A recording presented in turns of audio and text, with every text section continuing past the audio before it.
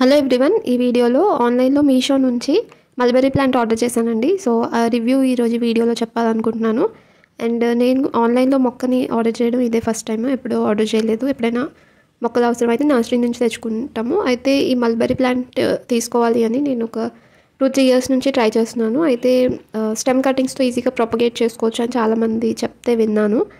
నాకు ఎక్కడ stem cuttings అయితే అవైలబుల్గా అనిపించలేదు ఈ 2-3 ఇయర్స్లో. ఇంకా ఓకే, మీషోలో ఆఫర్ ఏదో ఉంటే 150కి వచ్చిందండి ప్లాంట్ ఇలా పర్చేస్ చేస్తే. ఈ ప్లాంట్ నేను జనవరి 20న ఆర్డర్ చేశానండి. 23న వాళ్ళు షిప్పింగ్ చేశారు. వెస్ట్ బెంగాల్ నుంచి అని చూపించారు. అందులో 28న నేను రిసీవ్ చేసుకున్నానండి. ఇప్పటికీ ఇలా ఉంది కండిషన్. 29th మార్నింగ్ నేను ఒకసారి ఓపెన్ చేసి చూద్దామని ఇలా ఓపెన్ చేస్తున్నాను. ప్యాకింగ్ అయితే బాగానే చేశారండి. 1 వీక్ మొక్క సర్వైవల్ కండిషన్లో వచ్చింది అంటే నాకు బెటర్ అనే అనిపించింది. ఈ మల్బెర్రీ ప్లాంట్ ఒక మొక్క ఉంటే చాలండి. మనం స్టెమ్ కటింగ్స్తో చాలా మొక్కల్ని ప్రొపగేట్ చేసుకోవచ్చు. ఇంకా ఎవరికైనా కావాలంటే ఇవ్వచ్చు. వీటిని తెలుగులో బొంతపళ్ళు అంటారంటండి. అండ్ గూగుల్లో సెర్చ్ చేస్తే కల్పవృక్ష అని కూడా వచ్చింది. మల్బెర్రీ ఫ్రూట్స్లో యాంటీ ఆక్సిడెంట్స్, మినరల్స్, విటమిన్స్ చాలా ఉంటాయంటండి. ఇది ఇలా 150 ml పేపర్ కప్లో ప్యాక్ చేశారండి.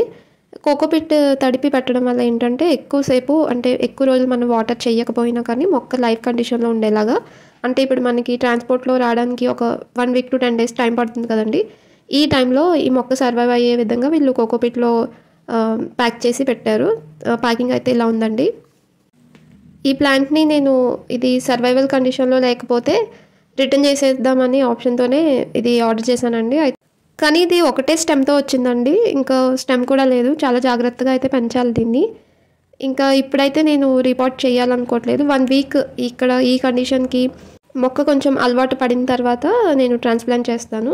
ఎందుకంటే ఇది ఒక కైండ్ ఆఫ్ వెదర్ కండిషన్ నుంచి ట్రాన్స్పోర్ట్ అయ్యి ఇక్కడికి వచ్చింది కాబట్టి ఈ వెదర్ కండిషన్లో ఇది సర్వైవ్ అవ్వాలి కాబట్టి కొంచెం దీనికి టైం ఇచ్చిన తర్వాత ట్రాన్స్ప్లాంట్ చేస్తాను.